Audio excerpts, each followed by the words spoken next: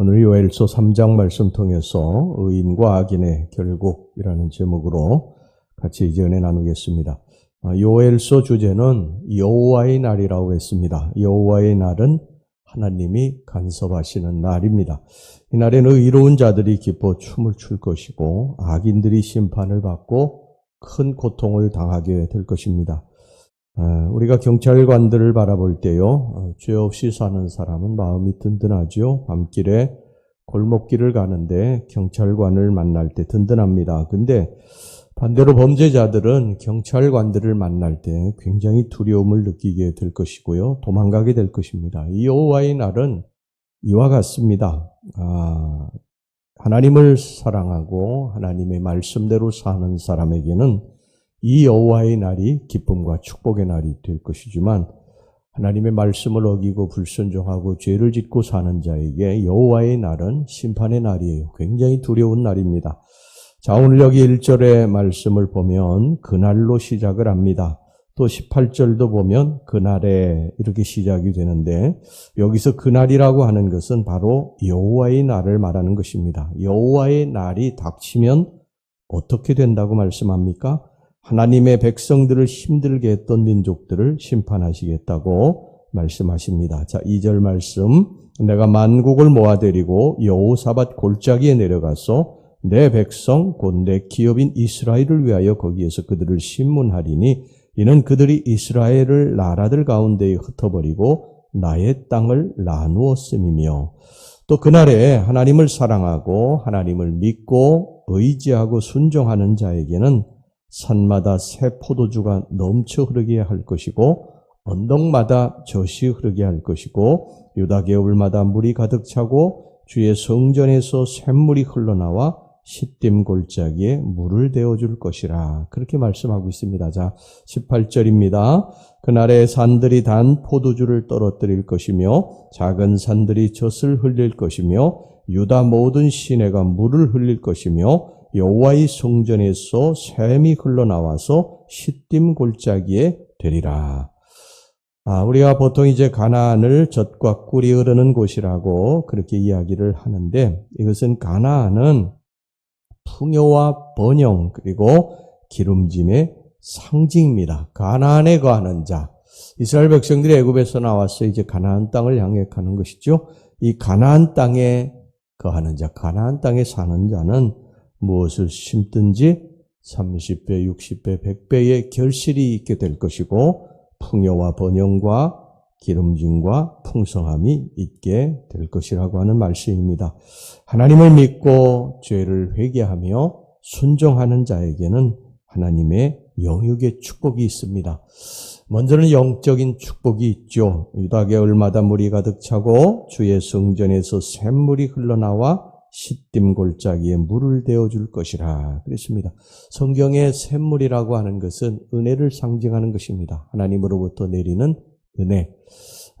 우리의 영이 하나님으로부터 오는 은혜를 받고 풍성해지고 기쁨이 충만하고 내가 주님을 사랑하려고 하는 그 마음으로 가득 차고 찬송이 하나님으로부터 오는 은혜로 말미암아 내 입술에서 흘러나오게 되는 것. 이 심령이 풍요롭게 되는 것을 말하는 것이죠. 날마다 감사가 넘치고 날마다 노래가 있고 기쁨이 충만한 것입니다.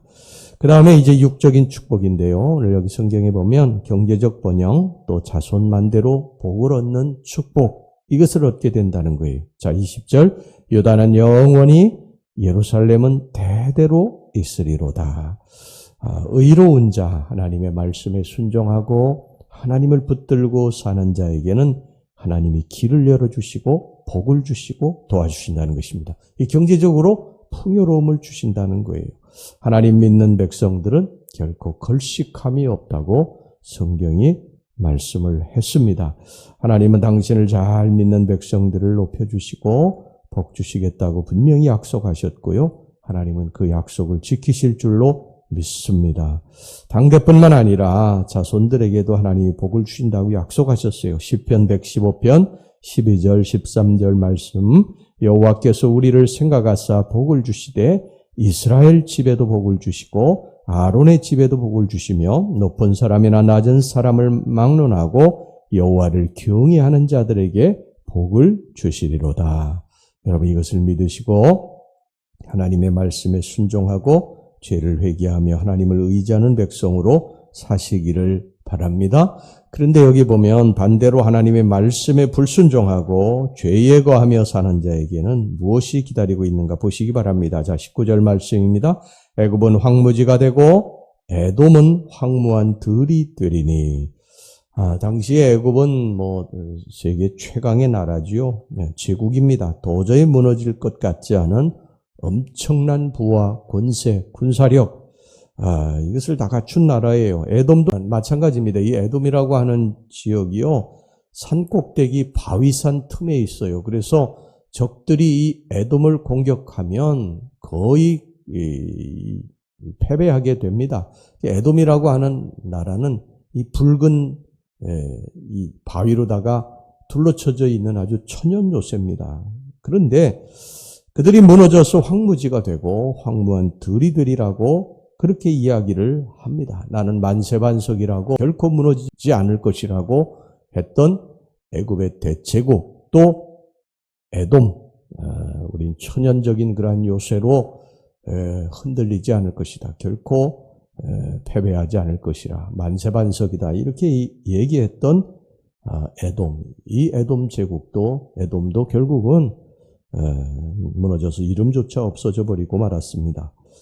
여러분, 나는 지금 만세반석이다, 부와 권세를 가졌다, 건강하다, 이제 모든 것이 안정권이다 생각하고 하나님을 떠나서 혹시라도 죄를 짓고 방탕하고 있는 분 안 계십니까? 이 착각입니다. 이 세상에 만세반석은 없어요. 하나님이 우리와 함께 하시면 만세반석인 줄로 믿습니다. 그런데 하나님을 떠나면 이 세상 어떤 것들을 가져도 만세반석이 아니에요. 그것은 언제 무너질지 모릅니다. 대제국 애굽도 무너졌고 에돔도 무너졌어요. 우리가 가지고 있는 모든 것들이 이제 평안하다 싶을 때 사탄 마귀에게 속아서 죄를 짓고 하나님을 떠나 살게 되면 그 모든 것들이 다 무너져 내리게 되는 것입니다. 오늘 여기 보면 황무지가 되고 황무한 들이 된다고 그랬는데, 여러분 황무지가 뭡니까? 물이 없는 게 황무한 거예요. 물이라고 하는 게 뭐예요? 성경의 물은, 샘물은 하나님으로부터 내리는 은혜와 축복을 말하는 거예요. 이게 끊어지게 되면 황무한 것이 되는 것입니다. 물이 흘러서 짐승들이 와서 마시고 새들이 와서 노래하고 그랬던 모든 것들이 다 황무한 사막이 돼서 박토가 되는 것입니다. 여러분, 하나님 떠나 살면 안 됩니다. 하나님은 우리 인생의 뿌리라고 그랬어요. 뿌리만 있으면 아무리 힘들고 혹독한 시련을 겪고 다시 새싹이 돋고 꽃이 피고 열매 맺을 날이 옵니다. 그런데 뿌리가 뽑히면 그건 끝이에요. 우리 인생의 뿌리는 하나님입니다. 하나님 놓치면 다 사라지는 것입니다. 하나님 안에서 살아가시기를 바랍니다. 할렐루야. 인간은 하나님 앞에서 떠나면 그 씨로다가 마르게 되는 거예요. 요한복음 15장에도 뭐라고 말씀합니까? 나는 포도나무요 너희는 가지라, 이렇게 말씀하지 않습니까? 가지는 나무에 붙어 있어야 되는 거예요. 가지가 나무에서 떨어져 나가면 그때부터 마르기 시작을 합니다. 열매는 말할 것도 없고요. 마르기 시작을 해요. 우리가 하나님을 떠나면 우리 인생이 마르기 시작을 합니다. 탕자의 비유에서도 예수님께서 그것을 말씀하시지 않습니까? 우리가 아버지 집을 떠나고부터 그의 인생이, 탕자가 마르지 않아요. 그러니까 탕자는 다른 사람이 탕자가 아니에요. 아버지 집을 떠난 사람이 탕자예요. 아버지 없이도 내가 잘 살 것이라고 하는 사람이 탕자입니다.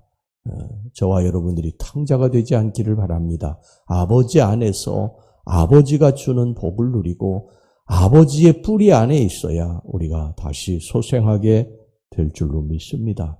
우리가 하나님을 떠나서 방황하고 방탕하는 사람이 있으면요, 돌이키셔야 됩니다. 하나님 안으로 다시 돌이키셔서 하나님 품 안에서 살아가야 우리 인생이 든든하게 서가고 우리의 자손들이 든든하게 서가는 축복이 있게 될 줄로 믿습니다.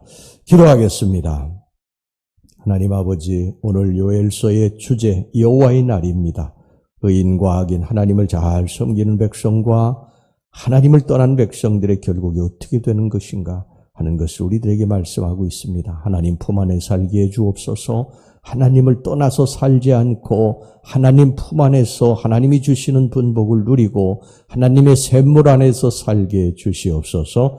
예수님 이름으로 기도하옵나이다. 아멘.